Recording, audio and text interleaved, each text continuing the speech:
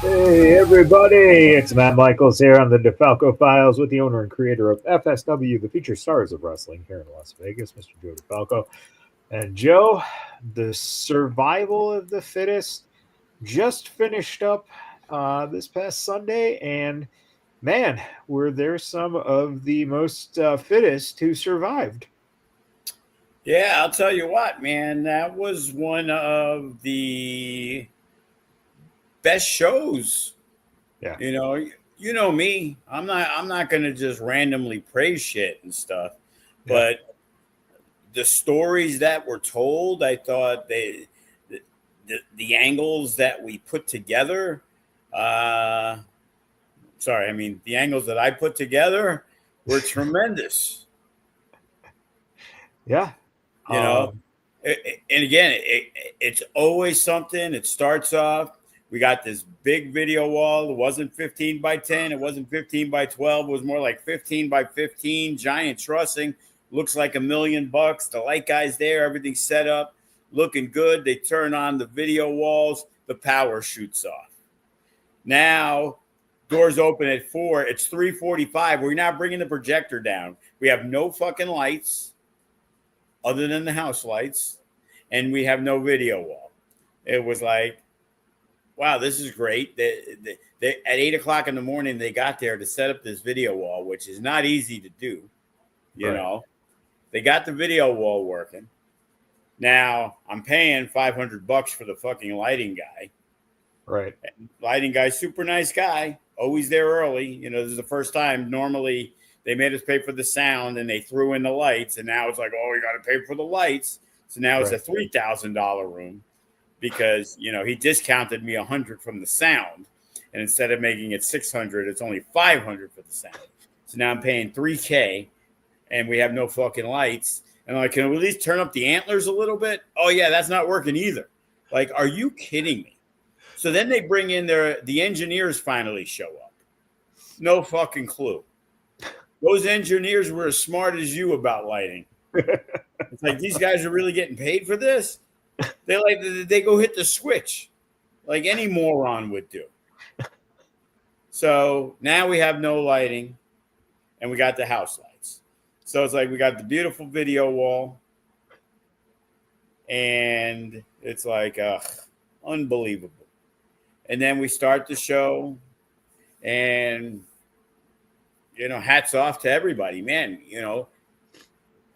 A lot of really good things happen, and Yeah, and as I posted on Facebook, the biggest thing, man, watching Shogun come back. yeah, It was like, it was a little emotional at that moment. It was like, man, and you see him, and I've seen him. Like I knew, but it's just right, like the reaction of the crowd. It was like when Chris Bay walked down. It was like, man, it was such a great moment yeah, in there. And if it wasn't a great show, it would have been a great moment, right. And it was just like, wow, we had great moments throughout the night. And it was like him coming out, and just the crowd response, getting on their feet was just, because sometimes you wonder, hey, it was been 9 months, it's Yeah, like you see a lot of fresh faces in there. So it's like, hey, how many people are here? I try to tell some of the main regulars who would always hit me up, hey, how's Stan? How's Shogun doing? And some close people to them, like even, hey, like Garth or the Chief, who've been there through hey, you guys coming, real big surprise, but I'm not going to tell them what it is. You know right. what I mean? And, you know, just trying to get some of the people that I know that were so interested. And I'm probably thinking now they might be a little disappointed they didn't make it to see, Yeah, and, we had some hiccups and, you know, trying to get things in place. And, again, it as good as it is, the regulators, they said they're about an hour out, and they ran something over. They bent their rim. They got stuck. They couldn't be there. We ended up changing something in that match, which ended up probably being, not saying, hey, I'm glad they didn't make it, but switching up some of the orders of what was happening. And man, for the second casino show in a row, I gotta re-listen, I guess, because I really believe the mariachis had the biggest reaction of any single persons on that show. Yep. Anybody. Hands down. And it was like, it wasn't like the old days where they sold, 50% of the tickets at a school show. Right. Like these people, and in the 4-on-4 tag, we made sure we played everybody's music, but everybody got like a 10-second intro. And just in that 10 seconds, it was just amazing. And then when the Suavecitos came out and laid them out, and then they got pinned, man, there were some pissed off motherfuckers at that show. Yeah. I'm like, holy shit. That's the epitome of over. Yep. No, there's no doubt, 100%. And what's really, I think what's really telling is that they're getting to the point now where I think they're beginning to feel the crowd, right? So now they're not just going through the motion, they're not going through the match, they're starting to react using that crowd and watching what they did, especially when you look at the fact that you put Reno and Class and the mariachis in the same ring. Man, that looks like a pro wrestling match. Yeah, I'll tell you what, man. It's like I bust Dib and Reno's balls all the time. He's the personal trainer to the stars and this. But man, he's really taken on a leadership role in terms of, getting everybody together. I saw him talking, and he's really got it in that terms of knowing what they need to do to succeed. And the Citos, they're not the biggest guys, but they've gotten themselves in fantastic shape. And I told them, it's like, all the issues back and forth, it was never really, when it came to the matches, it was the personality clashes and stuff. Right. But, Ricky's still Ricky. He's still the same to me. But Danny is, man, I don't know if Chris Hero sat there and talked to him for hours, but Danny is a valuable guy back there in terms of, trying to put things together and going over stuff and being a pro and them working together. And I told him at the show, I said, my biggest beef with you guys, I remember when you guys wrestled the Regulators in the pre-show here. And I said, I was busting balls, but I was being truthful. And I was like, look how they work as a tag team, the Regulators. It's like they're a unit. You guys are like two individuals. Yeah. And in the year and a half that they really didn't work for us, man, they've come full circle and they're a team, and it's like very quickly Saturn and Desire, they're a team. Yep. Yeah. And then you got the Sky Highs, but then you got Young Money that they're going to be a team. Like they're getting there quick. Why? Because they got a guy like Devin Reno as a mentor. Yeah. To talk them through. And, it's just amazing to me, how the tag team division, you got Limelight and Slice trying to come back, and you got Che and Tito, and you got some West Coast people, and you still got Dutra and Wise Guy. Yep. It's like, man, we got some great tag teams. It's like this tag division. And, you still got a Royce and Jarrell on the sidelines. You know what I mean? It's like, man, the tag division through the roof. And you got the new tag team of JKM and Jonathan. And Johnny Royal. Yeah. They stepped up, JKM. It was no secret that I've had some issues with him, but he was there bright and early. He's understanding that this is what it's going to take, man. You can get some great opportunities here, but I can also leave you off because I got a lot of motherfuckers. Yeah. Like you need me more than I need you. I could do a lot for you, And I tried too early, but if you're gonna try to take advantage, then that ain't happening with me. Not working. And he hit me up, and it was, I didn't want to do a 4-on-3, but I didn't really have anybody, and it was like there was no teams sitting around. You know what I mean? It was like, fuck, what am I gonna do? He brought it up. I'm like, who's gonna be your partner? He's like, Johnny Royal. I'm like, you know what? I don't give a fuck. Go ahead. Here's an opportunity. Yep. Take advantage of it.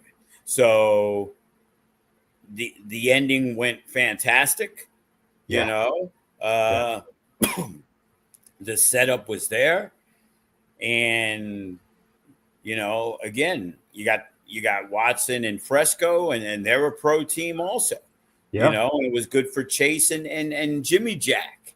They're that wild card team, and it's like they just need more. They need more reps. You know what I mean? It's like, hey, you know what? Maybe at Future Shock we do Young Money versus the Po Boys, and let them fight it out. But with the tag stuff, we're there. It's like we got a match set: Pretty City Express versus Transcendence on September 12th, and we're also going to have the Suavecitos. They're going to wrestle Lights Camera Faction. Nice. So, back in the day, they were kind of on the same side back in the day when the Citos were here. So that might be the first time that those guys are ever wrestling against each other, maybe, other than what we just saw. So that's all the tag stuff, and Duke Lawrence, the Nevada State champion. It's going to happen in September, and I'm not sure if it's going to be the 12th because Jacob Austin Young returns on September 12th. Right. So there is going to be a Nevada State Championship match. It might be the 12th. It might be the 27th. But Hero Lou will get a Nevada State Championship match against Duke Lawrence. Nice. Who decided at the last minute that, or did MK decide? But Duke didn't seem to fight it because when MK went through the door, I didn't see Duke running to be his savior. But Duke was already backstage, taking his boots off, and so Hero is, and that's what comes out of Survival of the Fittest. Yeah, and then you had Bateman and Jay Vidal, and that's going to be an interesting scenario. It's been confirmed that Bateman and Jay Vidal, he's going to be getting to work real soon. Because on September 12th, Jay Vidal and Bateman will be in the house. Well, I want to see the video from the house. That's what I'm still waiting on. That's what I say. And then, going through the card, Dante King kind of wiped out the contenders. He didn't beat 3 people, but because of that, right now, we're looking for a contender for the No Limits Championship. Yeah. Yeah, as Dante King vanquished Braxton. Yeah, and that's the back and forth between him and Braxton was just beautiful. I think again, you talk about guys who sometimes just kind of get overlooked. They don't get the full credit they deserve. And Braxton, man, it's unbelievable how amazingly well those 4 guys from the faction are coming along. Into each of them you can look and say, man, these guys can go anywhere, either together or on their own, and they'll be able to hold their own because they have grown into some phenomenal professional wrestlers, man. And then the craziness in the women's match, who could have predicted a clean sweep from the outsiders? Yeah. And the the fact that Brittany seems to be a little entitled here. Here Gypsy Mac has worked her ass off to become champion, and Brittany just kind of seems like she feels like it's owed to her that she should have been champion by now, but looks like she has to, go and take out Gypsy, and now, Well, you could say that, but Gypsy Mac basically, and again, it was an accident, we think, but Gypsy Mac cost Brittany Brooks the match. Joe, come She on now. she knocked her out. Yeah, come on now. I think that doesn't mean that Brittany needed to seek revenge while the match was going on. This is where Well, we get a you know, little argumentative here because well, that's why I wanted Brittany Brooks to be part of the Brat Pack. Those young kids, they get a little overzealous, over certain things. And now we happen to have a women's show in less than 2 weeks. And it's probably going to be a cruel summer for one of those two because we have the match signed for the FSW Women's Championship. And it's going to be the first time ever the championship will be decided in a first blood match. yeah. And So, that I got to give it credit to both of them for stepping up for this one. This is going to be, it could be something special because we've never seen it. yeah. And if you don't think the women's division with Zamaya and Maserati, who weren't even involved in the women's match, Right. isn't really picking up, if you weren't impressed with Trisha Dora and Layla Gray, then you're obviously not a fan of women's wrestling because we now have two new additions that they're not going to be climbing the ladder. The existing FSW women have to now say, oh, shit. Yeah. These two might be ahead of us. Yeah. And, to mix the show up a little bit because, you don't want to do just 7 singles matches. You need to mix some things up. And, Layla Gray, which it was funny because I was not aware of Luke and Layla from OVW. I knew that's where they came from. And then they went to the New Japan Dojo. So I'm going through Netflix. And usually if you pause on something, it gives you almost like the trailer type thing. And all of a sudden it was both of them that were on there. And I was like, oh, shit, I didn't realize they were kind of featured in there. But, watching Layla Gray, Trisha Dora, and Black Swan, Zoe Dubois, it's like, oh, shit, man, we got 3 super additions to the women's division. So now you got the tag team division. You got 10 teams, the women's division. It's like, we probably can do a show every week and it not get stale. Yeah, sure. We're going to be doing 2 back-to-back. We're doing Future Shock on the 30th, and we're going to be doing the 31st with the women's show. Yeah, and again, it's almost contagious, because what you're seeing, I think everyone, if you don't step up, you stand out like a sore thumb now. Well, we talk about the card, and it's like survival of the fittest, maybe luck of the draw because you have a 30-person rumble, but man, you look at all the people on that roster, but then it's like, hey, you know what? Matt Vandergrift is still banged up. He wasn't on the show. Right. Jacob Austin Young wasn't on the show. Hammerstone wasn't on the show. Damian Drake, a regular, he wasn't on the show. Sugar Brown working to get on and not on the show. WWE ID wrestler Jordan Oasis will be returning on September 12th, but he hasn't been on many shows. And it's like, wow, we got in that back pocket. It is just like, man, those Future Shot guys, even as good as Jaden Cole's looked, and the Colin Muldoons and the Adrian Reigns, man, to get a spot, you better have some deep pockets to pay off Joe to get a spot on a show. Let me tell you something. Well, because that just goes to show. I mean, the pre-show match, I mean, that match was solid, and you're looking at those guys, and it's like those guys need to continue to step up because right. So it's like I have to do a Future Shock show yeah, because these guys need an opportunity. And now we yeah, got so many women. It's like you can't put 4 women's matches on the show.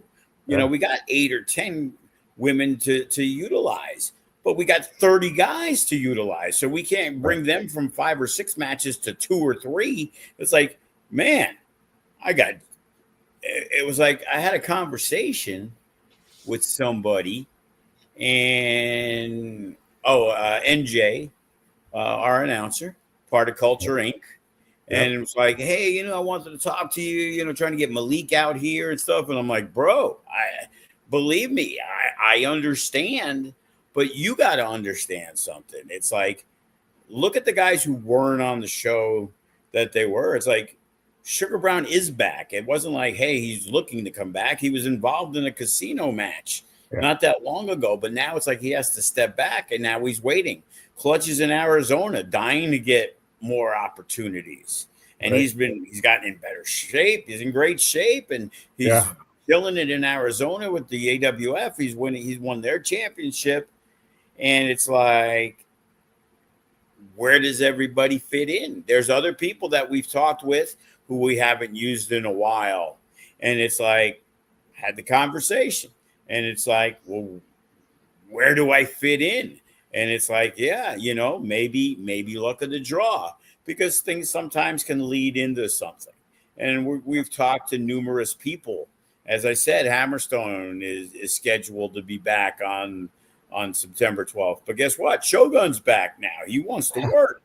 We're yep, trying to bring him along slow, but what am I going to do? Leave him off? yeah, Of course, he's a player. He's a main player. And we're the company that has, man, I need somebody else's hands to count the main players. yeah, Most companies wish if you're not WWE or AEW or TNA and you're not a major, if you're not a national company, you wish you're counting this many main players that yeah, you use regularly. Everybody brings in somebody. But right, man, I got a top 10. You put that survival of the fittest flyer up, and then you add the Vandegriffs. Yeah. Ice and Sharp and Bateman and Jay Vidal and Luke Curtis. He's showing that he's something. And yep, Duke and Hero and Shogun and the tag teams, a team like the Regulators, who we haven't used in forever, and the Suavecitos, who we hadn't used. They're one of the top tag teams on the West Coast. Class and Reno, one of the top tag teams on the West Coast. yep, Regulators, they're probably the best tag team in Arizona. yeah, And yeah, it's like, man, you got all these guys, and we got the faction, and we got Ice, and we got Oasis, who you're trying to work into a spot. right, and then you got Bodie. You haven't even, Right? You got Bodie, you got Remy, yep, and it's like, guys, I understand it, and it's like people. I don't know what's a bigger problem, having what I have or having not enough talent. yeah, You're always going to have a good show in my position, right, in regards because whoever you pick, it's just like, oh, who's going to work the show today? Jay right, Vidal or Matt Vandergriff, but you got to leave one off. Well, right, you're leaving off a super talent, but whichever right, one you pick, you got a super talent. And it's nonstop of the guys that you have. And the same thing with the women, talk about the main event, it's kind of split down the middle. You got Sharp, you got Ice. yeah, I've never seen Sharp say, man, that was a great match I had. He's never satisfied, always yeah, feels that he could have did so much better. yeah, I only caught maybe the last half of the match. So he seemed to believe that the crowd didn't really respond as much to what he would have liked when they were doing the chain wrestling and the early part, which is always the build, you know. Right. But the last half of the match that I saw was very, very good, you know. And Ice is another guy that, even though he got signed by the WWE ID and stuff, if you looked when he was the champion, he's better now as a wrestler than he was as the champion. And Sharp is always at the top of the game, and there ain't many people better than him.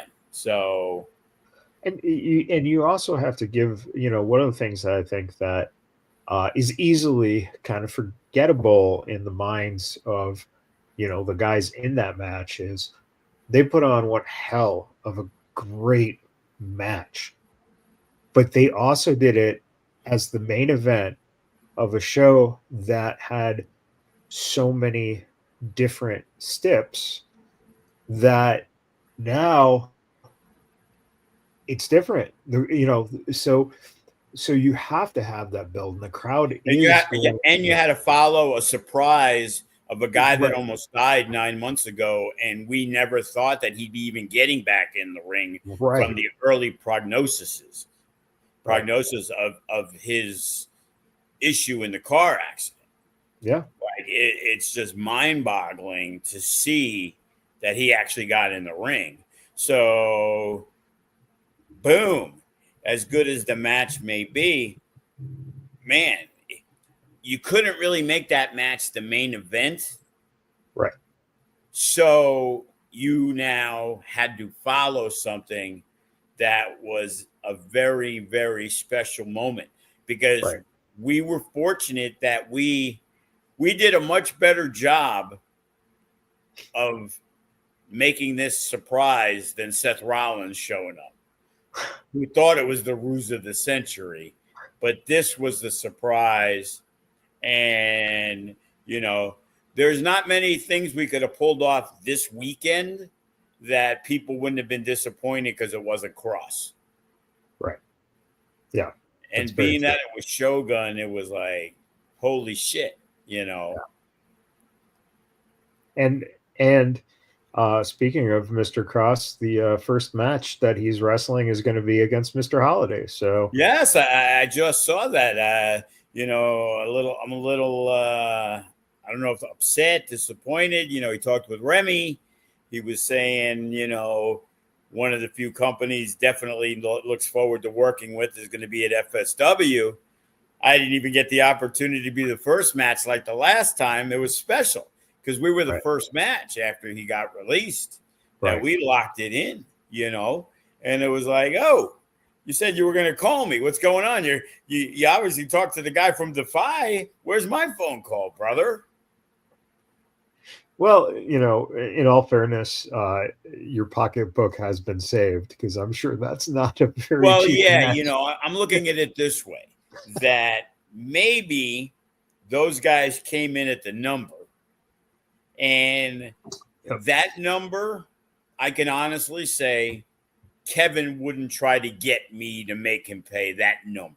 Yeah. So, and it's understandable that he's going to be like, you know what? I'm not going to miss out on that number. No. And there's plenty of other dates for Joe, but Joe's my guy. Right. So, you know, because if you've seen the blurb, I got the blurb in the book. You know what I mean?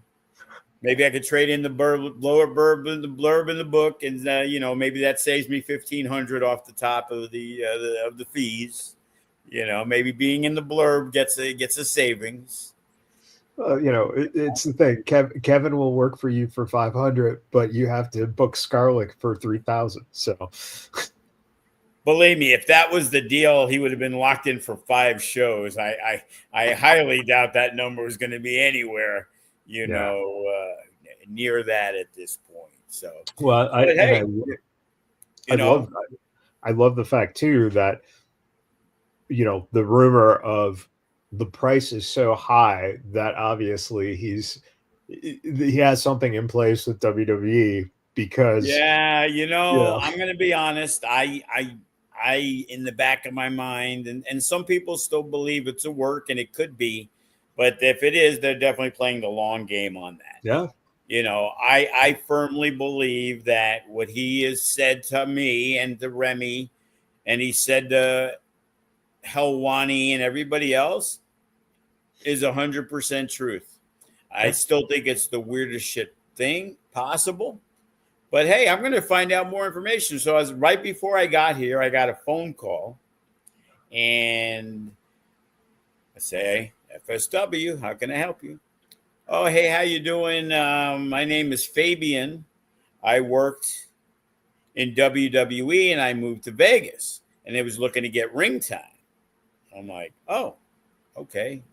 Said you work for WWE? He goes, yeah. I went by Giovanni Vinci. I'm like, oh, hey there, how you doing? Blah, blah, blah, blah, blah, blah. And I'm like, okay, well, this changes that scenario. So he moved to Vegas recently. So nice. He said it's been 8 months. I'm like, yeah, that was a weird one. Like, never hadn't seen him forever. They brought him back. They brought this thing where it looked like it was going to be this losing gimmick, and they were going to turn it around. And it was a losing gimmick for like 4 weeks, and then they released him. Yeah. So it's like, well, hopefully he'll start training at the school this week.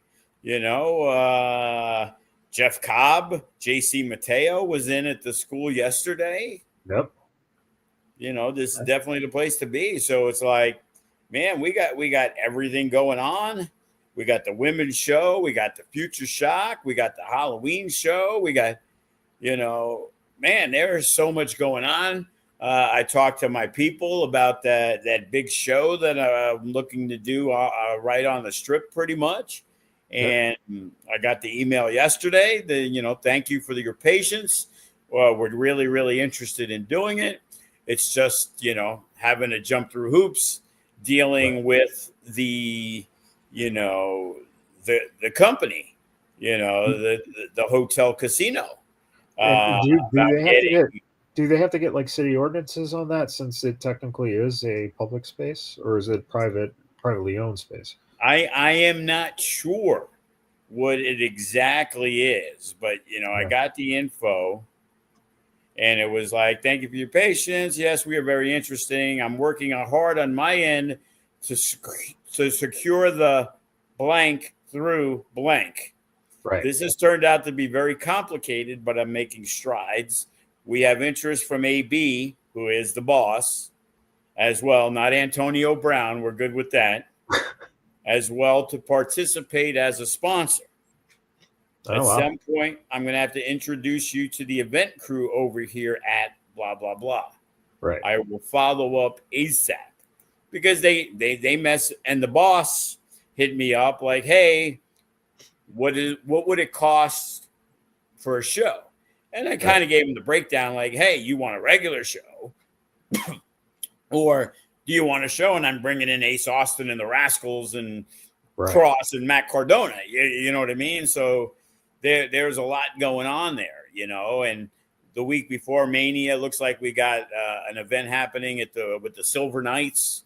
So as I said, Guy Shakur, who we're working with, he's taken over a bar restaurant in near the Sphere, and we're looking at possibly doing something there.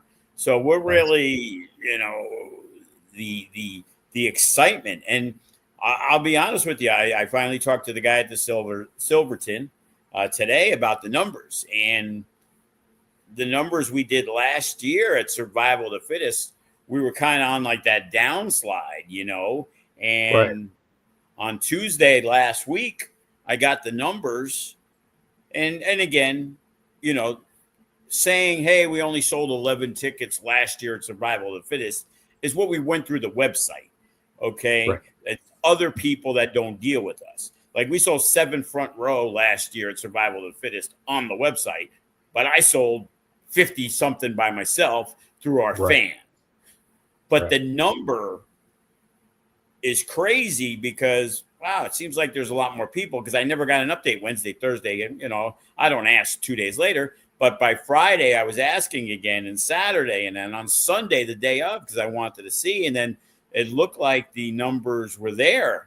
And then I got the information today, and we did actually better, I believe, than the anniversary show. Well, So we usually try to do we're supposed to do about 80, 85 front row. We try to squeeze 90. We did over 100 for the Chris Bay thing. right. We did about 100 for the anniversary. So the website had sold 18 front rows, and I had sold 58 by last week on the Tuesday. So we were about 76. We had a couple for the guys that were hoping to come down. Hassan, who's the tennis chef sponsor, he's on the mat. So give or take, we were about 82. Okay. Yeah. So we put about 90 front rows. And all of a sudden I'm walking, and Rocky handled it with there was a group of 4 in there. The seats, they were kind of this way, like from the front row by the rampway. And then the seat went like this, almost into the second row. I'm like, how come the seats are like that? They're like, oh, Rocky came in because we didn't have any room. Well, I got the numbers today, and we went from 18 on Tuesday front row as top of the 60 that I had to 42 that were sold through the website. Jesus. So they sold 24 front row in a 3-day period. Yeah. So the numbers, like I said, now these are outside people, not the regulars. And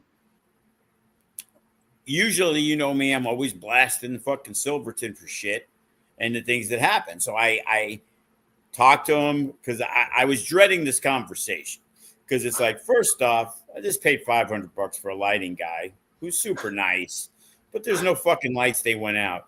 So I call him up, and I'm about ready to start going off, because he's like, oh, what'd you guys do? You set up the video wall and the lights went out. And I'm like, well, I didn't realize you guys were a casino, I said, that didn't have enough power to actually run a fucking video. Like he was kind of joking, so I kind of said it sarcastically and stuff like that. But I'm like, we got the video wall working, and it's like you have engineers that they're acting like they don't know anything. And I'm like, get a discount. I'm not trying to be a dick or anything, but I did pay $500. He's like, moving forward, I won't charge you for the lighting guy. I'm like, well, remember you said that. Yeah.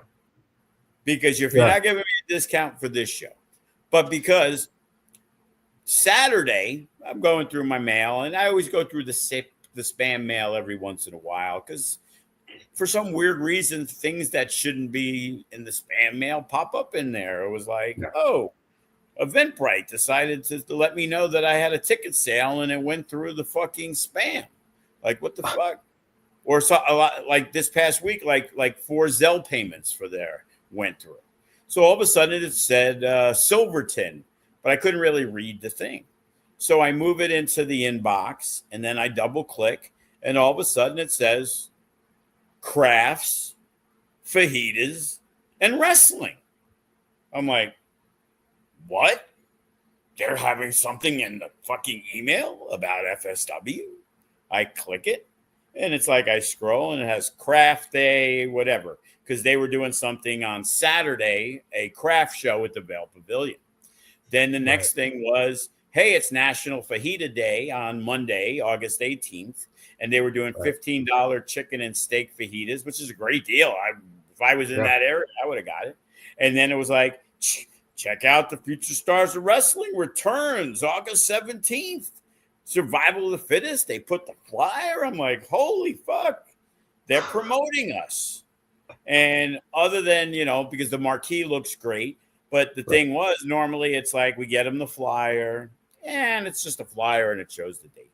Mikey ended up sending some video too, because they cut it up and it looked great. It showed like the fast-paced action, and the video ends up lasting a little longer, so they do 40 seconds instead of 20, because it ain't that great when you get 20 seconds and it's every 5 or 10 minutes.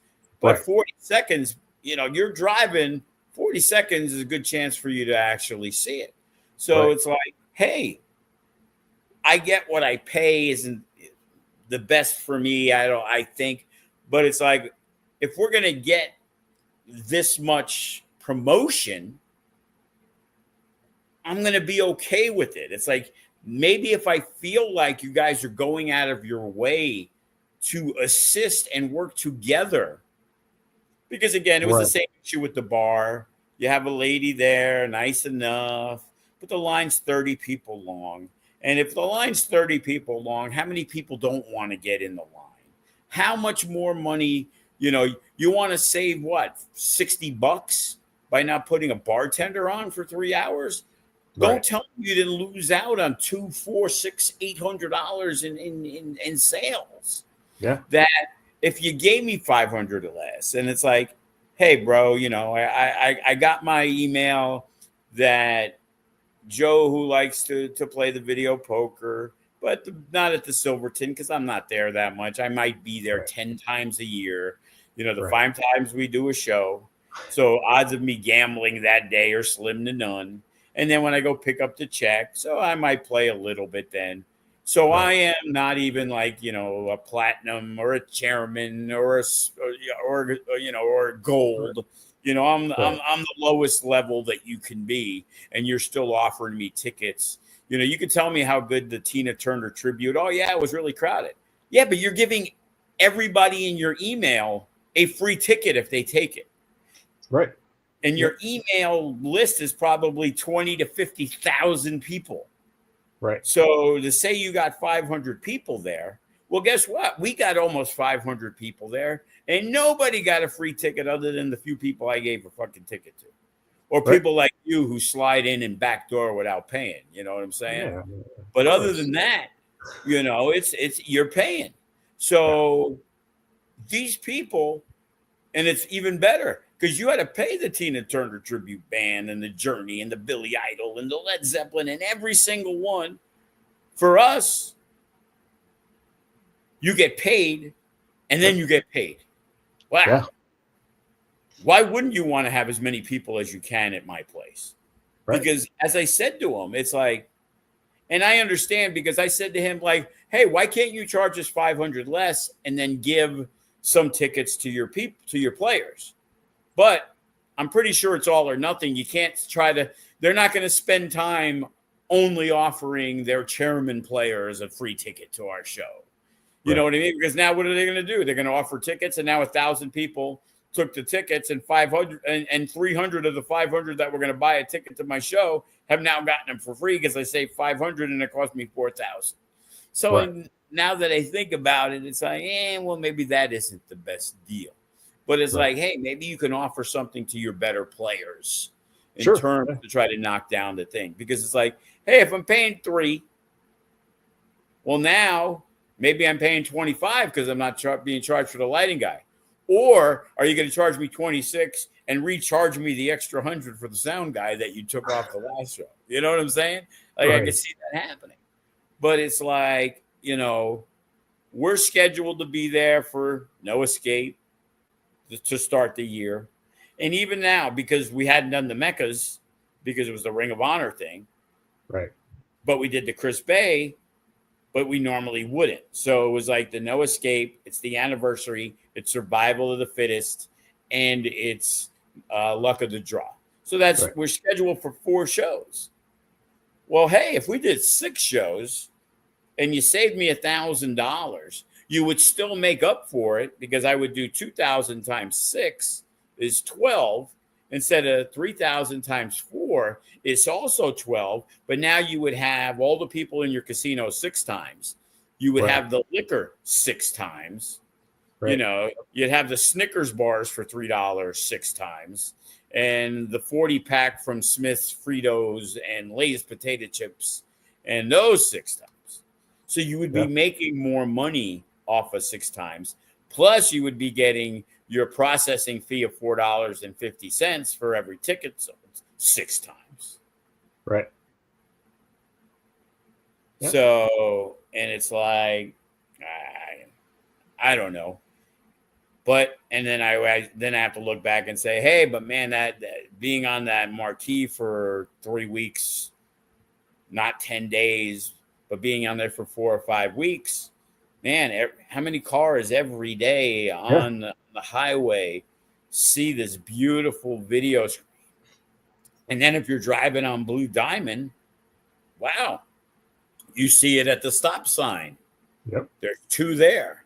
Then if you're going into the Silverton, you're seeing 2 there. And now they got some really nice video walls inside. And the cashier's got 3 or 4 of them. And I actually saw them by where the old, box office was and the thing.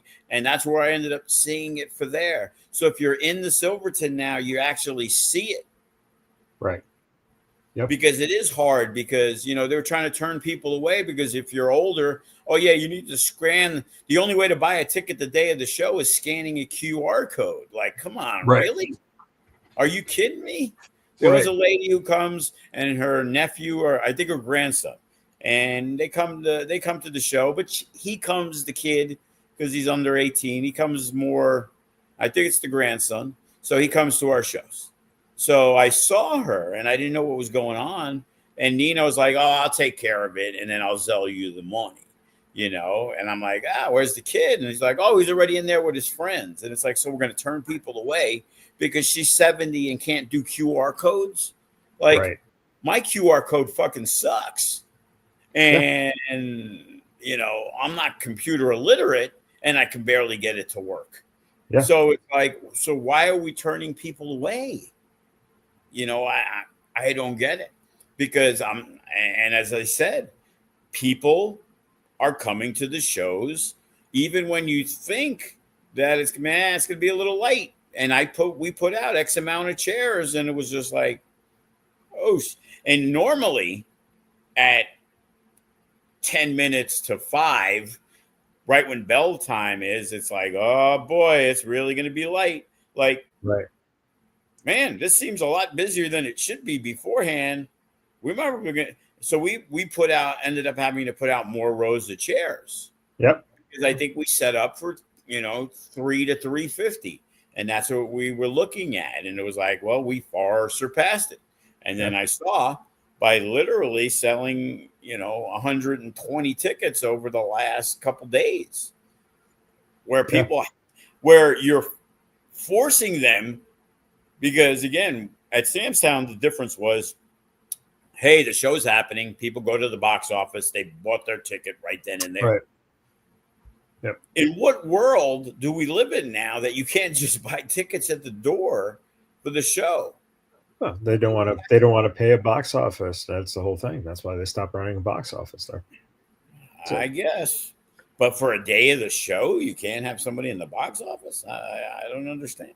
Yeah, and that's it. And because, it's probably 2 things. Whatever the QR code company that handles that stuff too, they probably gave them a deal. So, right. That's why there's no physical tickets. They do the free mobile thing. Yeah. Yep. Because if we have to print a ticket, they're charging me like $1 or $1.50 per ticket. Right. Which is insane. So. And they were trying to do that on the comp ticket. So like when we have some vet tickets, like we do, they're like, I'm like, how about I just put them on a fucking list? Oh, you could do that. Okay. Well, everybody who's not paying for a ticket is not getting a ticket. Not that the other ones, they just have it on the phone, the mobile phone. But if I do anything with a ticket, man, these people like, man, how much you want to gouge me for? Because you sell, tickets, you're making on top of what I pay you, you're making $1,500 to $2,000 off the fees. Yeah, of course. But thankfully, it ain't a Ticketmaster fee. Right. And that's a huge. So that's another thing. So it's like, well, it's $4.50 a fee per ticket. Well, I had to go buy a ticket for, Lenny Kravitz, and the ticket was $50, but it still cost me $85. Yeah. So 2 tickets cost me $70 in all their fees. Yep. Yeah, you could have brought a third person to the show for what you're paying on fees. Yeah. Yeah. And that's why we do the 4-pack. That's the only way. That's the only good deal we get. We get the 4-pack for $80, but they only charge the $4.50 processing. Right. And that's why we encourage people. So you're saving money, but you're saving $13.50. Yeah. So so the problem becomes when I have to get tickets through our people and the wrestlers are selling tickets, they're not selling them in fours. So we're giving them the discount for the 20. But then if I have to do the other way through the fee, it's 25. So I'd have to eat the $5. Right. And then it's $9 in the processing fee and the LET fees. So now I'm giving you $9 out of the 20. So I'm making 11. So thank God for the 4-pack. Right. Right. Or else Ricky doesn't get paid. Yeah. Tenacious works for free that show. Yeah. That's how it is. All right. So we got Future Shock coming up here. So far, what do you have planned for the 30th? Well, right now, it's come to a head, as a lot of things do in wrestling. Former partners, the Killer D's, Davion, Jaco, and Demir Morningstar. And we're actually, trying to come up with which will be the first time on Future Shock having a gimmick match. I'm just looking at what I think works. The one thing that happened with Davion and Demir was Davion took possession of Demir's chain when he ripped it off his neck. It wasn't a Russian chain. Chain on a pole. What's that? Chain on a pole match. That was an idea. A Russian sickle match is always my favorite. I just like saying a Russian sickle match. I'm pretty sure Davion and Demir have no idea what a Russian sickle is. But I just like saying it and think it would be a cool match to have. You know what I mean? And other people have talked about, the chain match where you're kind of chained together. Yeah. And the thing about that match I don't like the 4-corner chain match. It's like, so we're in a blood feud, but for me to win, I have to hit a fucking turnbuckle 4 times. Man. Right. So and it's also, we're also talking complexity starts coming in how you have to map out a match like that. That's a little more advanced because there's a lot going on in that shit. Yeah, so I'm not a huge fan of that. Obviously, Jaden Cole, who's been making strides, he'll be on the show, and Colin Muldoon will be on the show, and Jeffrey Excellence is back. He's been, Remedy really put him over. He's looking good. He this is the second time he's gone there, working for Taka Michinoku. Yeah. So, and he's a guy who likes to learn, and that's the thing. He absorbs, and you can see that he tends to get better every time you see him in the ring, which is and he's positive.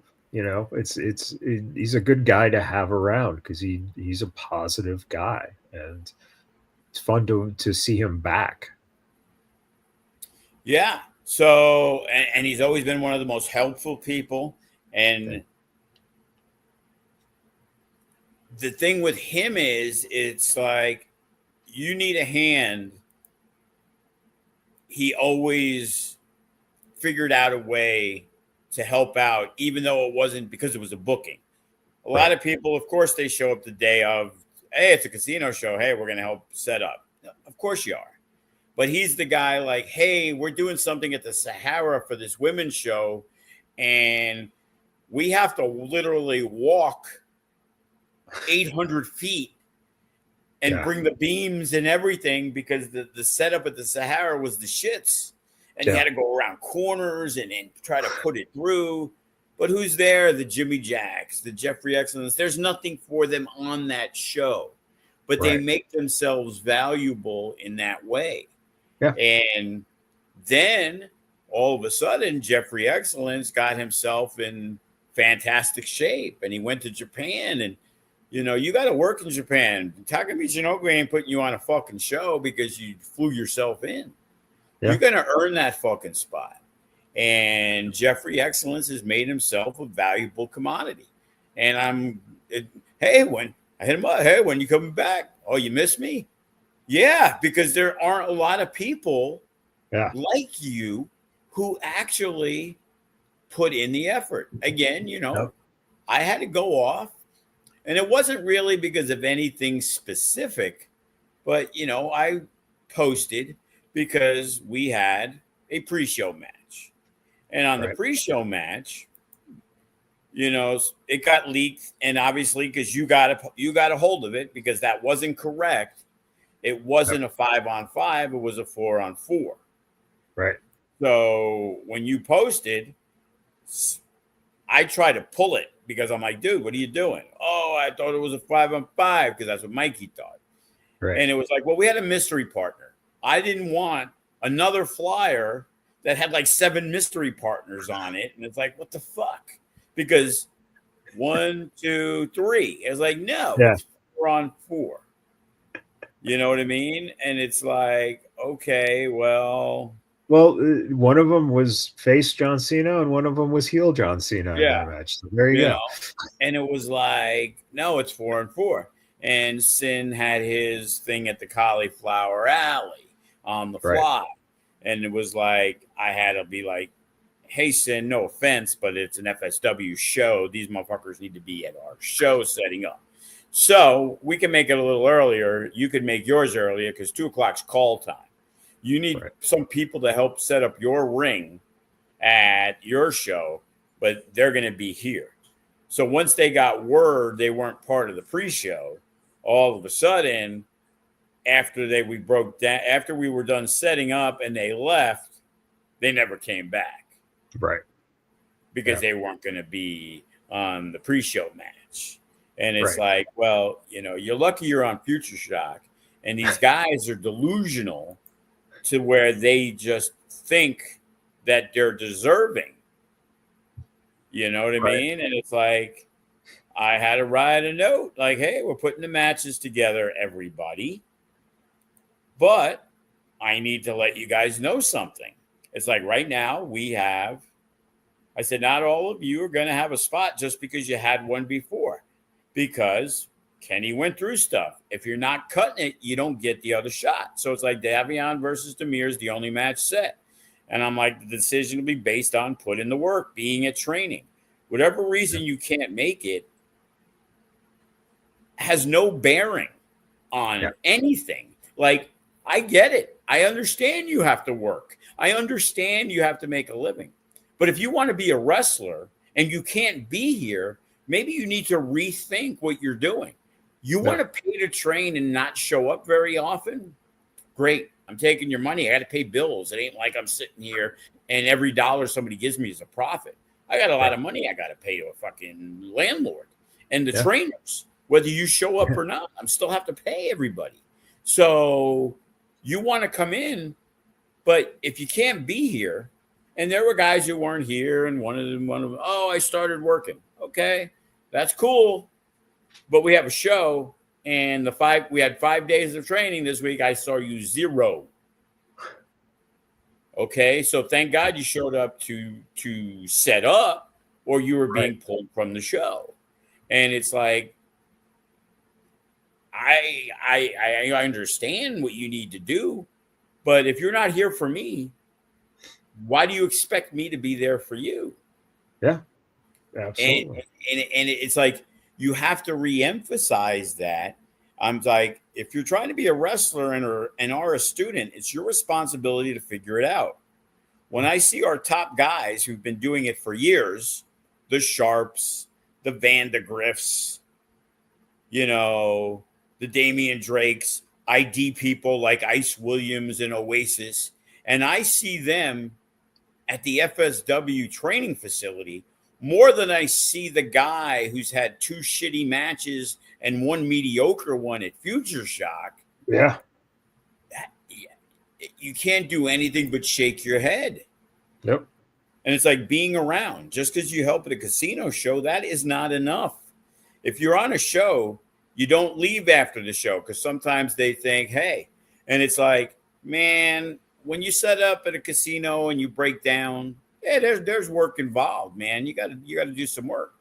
Yeah. But at the school, the ring's already there. We've spent money to buy a second ring so you motherfuckers don't have to break it down, set it up, to break it down, to set it up again. All you guys have to do at the school is bring in 30 chairs that we leave outside for you guys to sit in, bring them in, then take the turnbuckles that have the FSW logo, switch them out, and take off the canvas. You don't have to put another canvas on because you put the black canvas over the blue one, and all you're doing is doing that. And make sure that the waters and some scrap stuff is picked up. Yeah. So literally it takes you 20 or 30 minutes, being that there should be a crew of, on Future Shock, 12 or 14 wrestlers. It's like they think, it's like, hey, just because you're in the fucking, oh, well, I was in the pre-show match, so why would I need to help anymore? Like your spot on the main show is not hanging out in the back bullshitting. Right. And it's like, man, what the fuck? And it's like, it's simple stuff. And it's like, it amazes me like how honored certain people are. We're doing the women's show. Gypsy Maz recommended some people. And it's like, hey, just so you know, because a lot of times in the women's shows, when they get booked, they're going to get paid a lot more than the guys. Right. And it's like, hey, we have a budget. Pay ain't going to be that great. They're like, hey, we're just looking for an opportunity. So we got some new talent that's going to be on the show that want to be on there. But it's no different than the guys. It's like, as we said, Jordan Cruz, one of the best wrestlers in California. He started on Future Shock, but he also had 5 years, 8 years in the business, and he started on Future Shock. Class got on Future Shock. It's easy to say, well, yeah, that's where Cross and Bay. Yeah, but they never had a match before. That's where they start, where you guys start. Right. When I bring in a lot of guys, they've been doing it for years, but they're dying for an opportunity to work for FSW. And I tell them, this is going to be the only chance you're going to have unless you're highly recommended.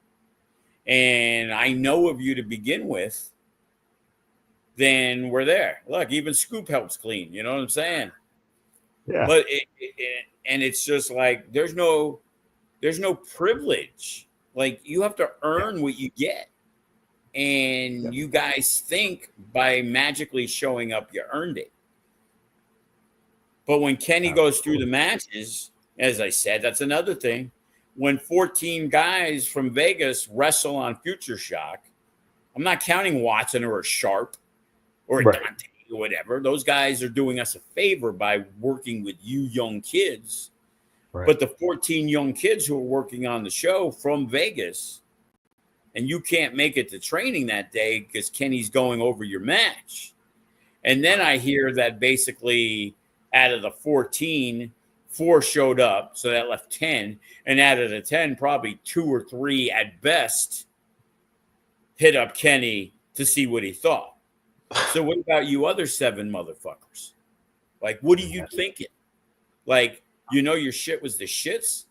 When you throw kicks against a guy who's wrestling that's 6'4", 280 pounds, and you're kicking him so hard you wouldn't have hurt my dog, who's 18 pounds, you're not doing something right. No, Joe, I'm just working safe. Yeah, and it's like, man, those strikes are embarrassing looking. And we're trying to get you better. But if you're not putting the effort to make yourself better, how hard if you're not working hard, why do we got to work hard for you? Right. Right. And, and you get the Flyboy Freddy's, Enrique Calderon's, Young Money. They're working on our main shows. Yeah. Hey, we're going to be there on the 30th. We're going to be there for Future Shock. Hey, we're coming up for Future Shock. Anything you got for us? And it's like, man, these people want to work. Yeah. Taylor York. She's coming with her boyfriend, Jacob Beast, and he's another PCW guy. He's worked some with Future Shocks. They're coming in the 30th, even though she's working the 31st, because she's trying to get work in. But she also comes in with her boyfriend, and he's looking to get a match. So he's going to try to come in the day early. So now we have her for 2 shows. So if I'm using it the 31st on a women's show and I need women to work the 30th, guess who's getting a match on the 30th too? Oh, yeah. Absolutely. And she's much improved from the first time we used her. Yeah. Yep. So working with Zamaya and working with Devin Reno and working with, that crew, putting in the work. Yeah. And it's like, dudes, if you can't put in the work, man, wow. Like Remy said, hey, 17 people showed up to class on Friday, he said last week. Well, that's fantastic. But how come when I showed up last week this week for Bateman, on a Sunday we have a show, Monday you're training with Bateman and there's like 5 or 6 of you? Because what are you, so tired because you grabbed the guardrails yesterday? Like most of you weren't even on the show. What are you tired from? So, yeah, well, that's it. That's the thing. And again, it's like you have to realize how, lucky you are to have the opportunity to train with these trainers. And I think that's, something that sometimes you don't comprehend that because you go elsewhere, even a good school that you go to. Like if you're a beginner, go to Santino's. You at best have maybe 3 days a week you can go to. Maybe. Probably 2. Yeah. Okay. You can't go to the other classes because they'll have an intermediate. Because of our situation, we're giving you the opportunity to train 5 days a week. And I have to get you Cody, and I got to get you Remy, and I got to get you Kenny, and I got to get you Sin, and I have to get you Bateman. And there's some weeks it's TJP, and some weeks it's Sharp. And it's I have to pay 5 days a week. I could train 3 days a week, and I would save myself, I don't know, $600-700 a month. Yeah. And there's nothing wrong with having 3 days a week and forcing you to do it. But we try to give you as much opportunity as possible. And then who doesn't want to take advantage of it? Well, most of you. Right. And then, I was, back at UPW, he had 2 schools going, so you could, be at the one school and, Tom Howard's training you, and then you could be at the other school and Chris Daniels is training. Oh, he had 2 schools? Yeah, we had two locations. We were down in Huntington and then in El Segundo. Oh, all these years I was never aware of that. Yeah. So the one I primarily trained at was the one in Huntington, which was a boxing gym. And I'll tell you, when you get into the ring and you'd forget to take out the pin and you start taking bumps on a boxing ring that doesn't have the give. Oh, yeah, no doubt. Yeah, that was fun. That's why there's a lot of rolling in Lucha Libre, because they use predominantly boxing rings. Boxing rings, yep. It's like, oh shit.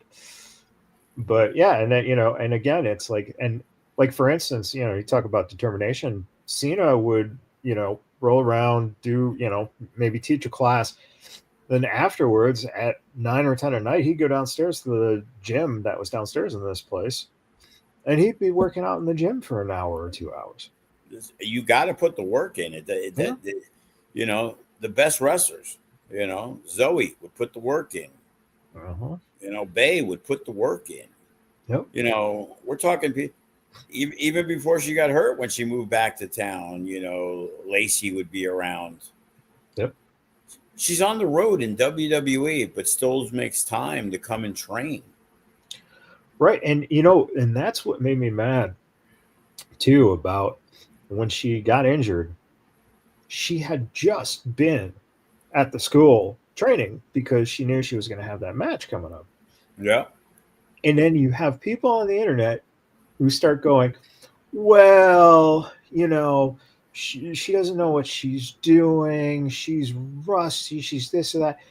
Not even realizing that this person is putting in the time, the effort, and the work because they're ready. They know that they've, got an opportunity coming up.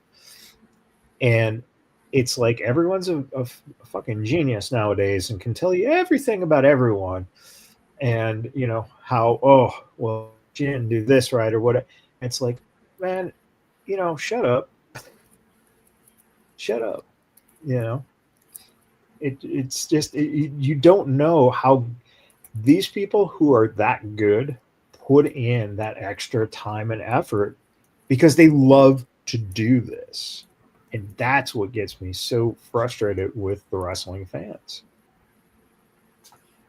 Yeah, I pay it no mind because the only ones who are going to respond are the ones who want to say something negative anyway. Yeah, and that's why sometimes you hate being a part of this because sometimes the fans are ridiculous. But then you have to realize when you see what happens with Shogun and he comes back and the Chris Bay thing, that right.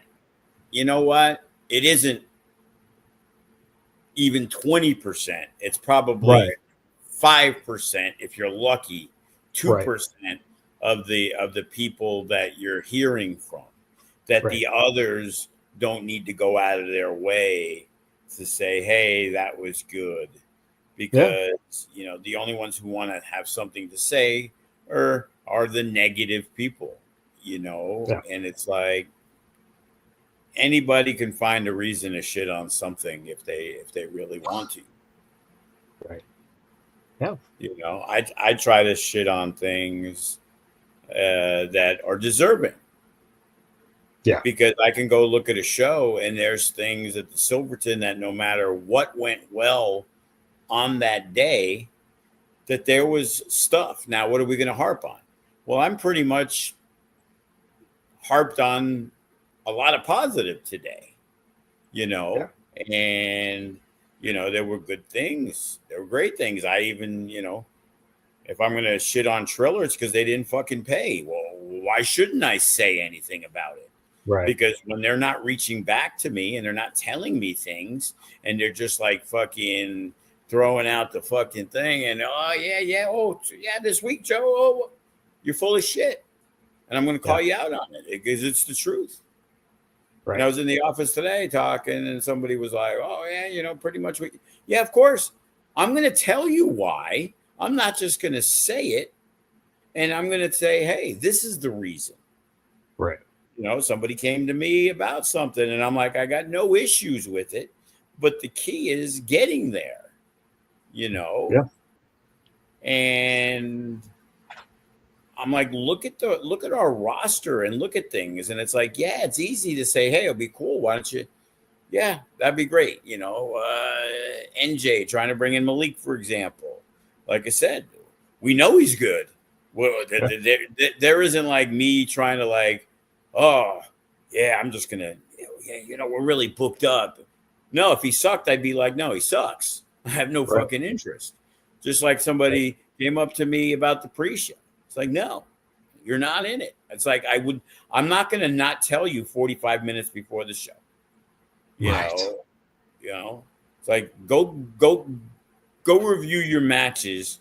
When you just recently were told you need to work on this, that, and the other thing because it wasn't good enough, why would I put you in this match? Right. Yeah. So. Yeah. That's what it's all about. And again, Future Shock will be coming up on the 30th, and then on the 31st, it is a Cruel Summer, an all women's show. Well, not all. Well, I mean, yeah, but primarily featured women, big Yes. big names. Give them the shine, man. Come on, Joe. Come on.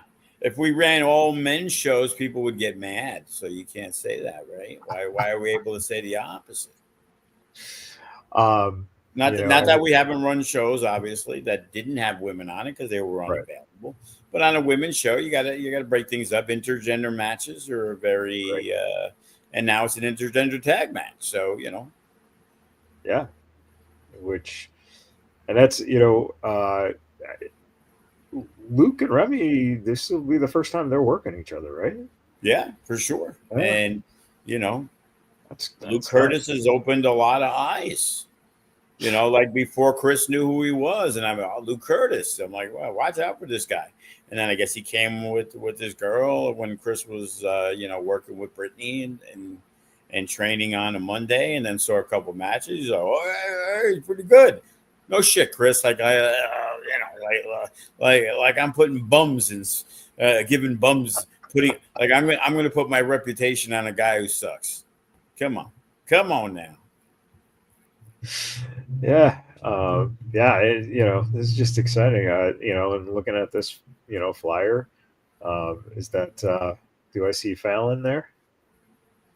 Yeah, she will also be on hand.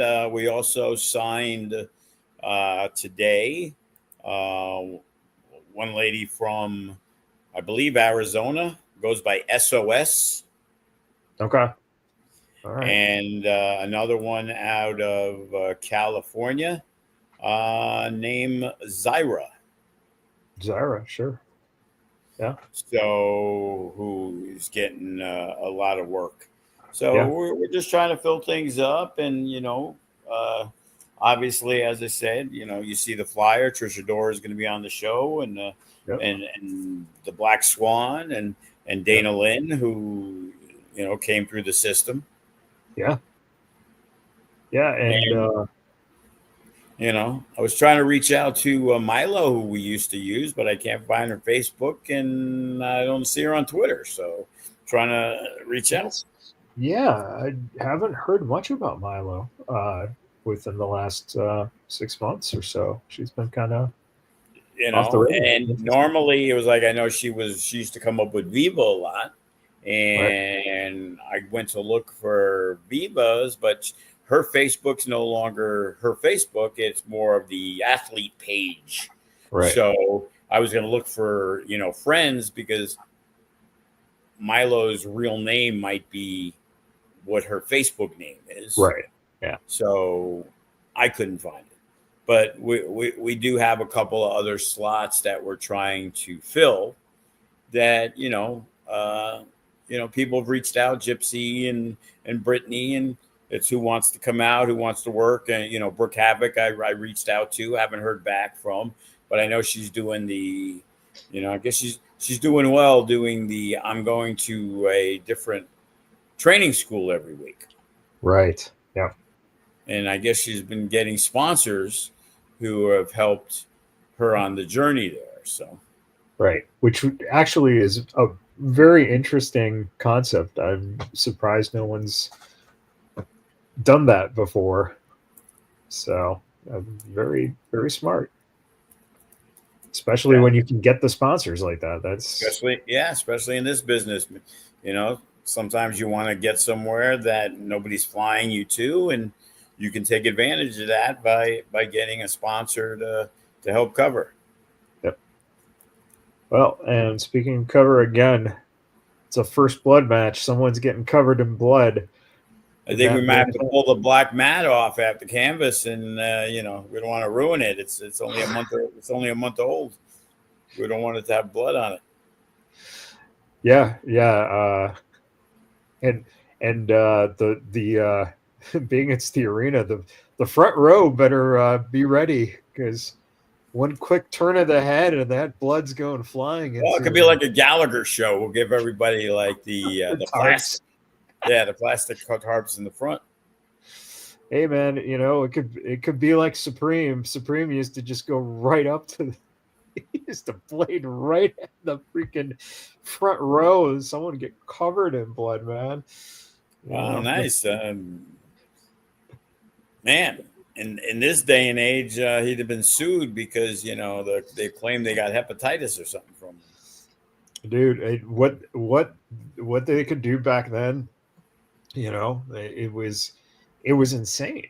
It was insane. And to think that, yeah, now it's like, you get sneezed on in the front row by a wrestler, and it's like, oh, I'm I suing remember you. we had an issue one time with Eli Everfly that he spit something and he tried to claim it was like, oh, it was my flaming Cheetos. It's like, yeah, whatever. Oh, I was trying to hit the guardrail. Really? Why are you spitting in front of the guardrail right where the person is? That was the early days of Eli Everfly at Samstown. Oh man, and yeah. Let's see. Dustin says that would be a big lawsuit. Yeah. Gypsy's eyebrow got my camera pretty good.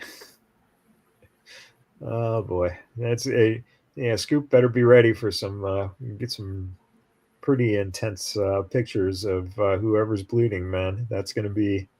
Yeah. Hopefully we'll have the video wall there, but I'm not sure because the power at the FSW arena should not be nearly as good as the Silverton one. So we don't want the lights to go out because we don't have any other lights,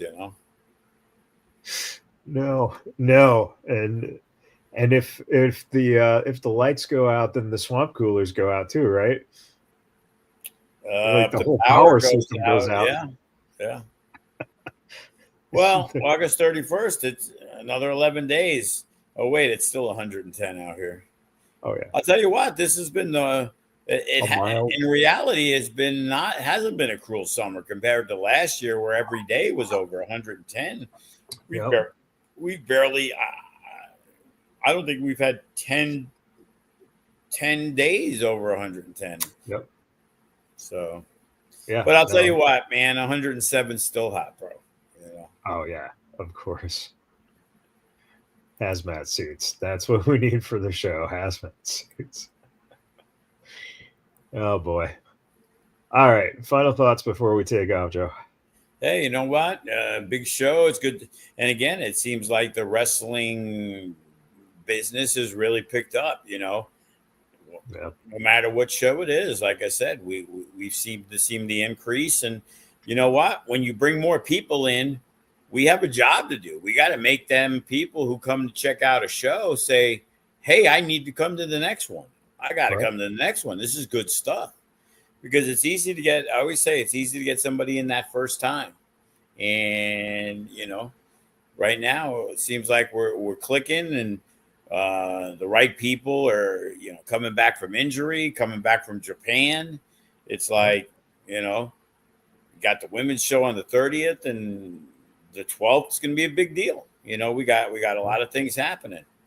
And, I'm really looking forward to planning things out and having things set up all the way till Mania 2026. So help support. The more you guys want to come out, I'll run shows every week. Well, there you go. Hey, and believe me, I don't want to have to deal with these fuckers every week, but for the fans, I will. Well, I'm sure Title Match wouldn't mind having a women's show monthly. Oh, yeah. No, absolutely. And, there's, it kind of creeped up on us with the show. But, after this is the testing ground, and we'll see. Yeah. And, like to see if we could start utilizing, some of the talent we used at the Future Legend Women's, which, hey, it'd be nice to have Layla and Trish from AEW and Maggie Lee and Jada Stone from TNA. Yeah. And now all of a sudden, again, we're the company where you want to see people from every company, right? And you can't see it from the big ones. You could see it from us. Right. So, right now, September 12th, the little people are nervous because AAA is running here in town. Right. Yeah. Big match, man. People are going to come for Dominic Mysterio, and people are like, "Oh, you're not going to move it," blah blah blah. And it's like, if it was a casino show, it'd move. I said, we're looking for a decent crowd. Hey, if we get 150 people at a school show, it's a good school show. I'm like, they're not running at the Thomas and Mack. They're running at the Pavilion. They're running in a place, so they're expecting, 2,000 to 3,000, not 15 to 20,000. Right. I'm pretty sure, AAA, even with Dominic Mysterio there, it's going to be heavily influenced by the Latino market. No, calm down, Dustin. We're not outselling the AAA show, and we're not worried about outselling them. We just want to have our core base here. That's going to be a really good show, and I want them to say, "Oh shit, Jacob Boston Young's back. Yeah. Oh shit, Jay Vidal's going to be here. Oh, Bateman's going to be here. Hero's going to be here. Shogun might show up. Hey, you could hang out, and maybe you can buy Chris Bay a water instead of a drink that you did at the Silverton. Great to have Chris on board. Doing. I saw his post. I'm like, hey, Mr. Agent. Well, you do realize that when you become Office, you do have to shave your head. So he's become he's Office now. Yeah, we got the outfit now. We got to get the matching suits. Me and Chris, matching purple suits. Yeah. I'm assuming that you might see Dom at the school within the next, few weeks, kind of, getting ready for that AAA match. I'm not going to let him use the school unless he brings Mr. Iguana. And it's like, so they bring out Mr. Iguana and they don't even give him an entrance. Like, that was his debut and you killed his entrance? I don't understand. Well, I'm just saying, if Dom happens to be at the school, there's always that suggestion of, hey, Dom, why don't you stop by after you finish AAA on the 12th?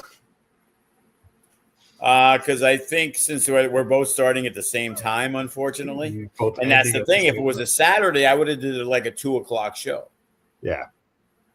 But there's nothing we can do. So it's like, you know what? If you're going to go to the show, awesome. Because we all know you can watch it on YouTube later. If you're not going to the show, come to our show. So we got to make the show stacked. We got to make the show, oh, man, we want to see this one. So. Yeah, I mean, it should be fun. It sounds like the show should be something that everyone should cross off their list. Maybe there's a way we can convince people and outsell AAA. Maybe Dustin's right. Maybe we can outsell AAA. Wouldn't that be? Oh my God!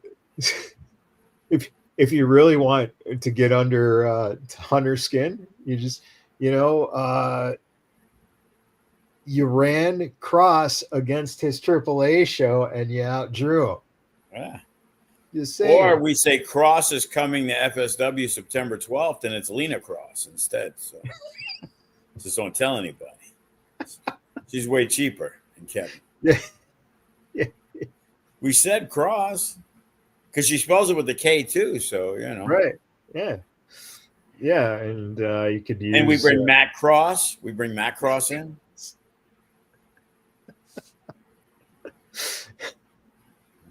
And we bring Chris Cross in. They do a little concert at intermission.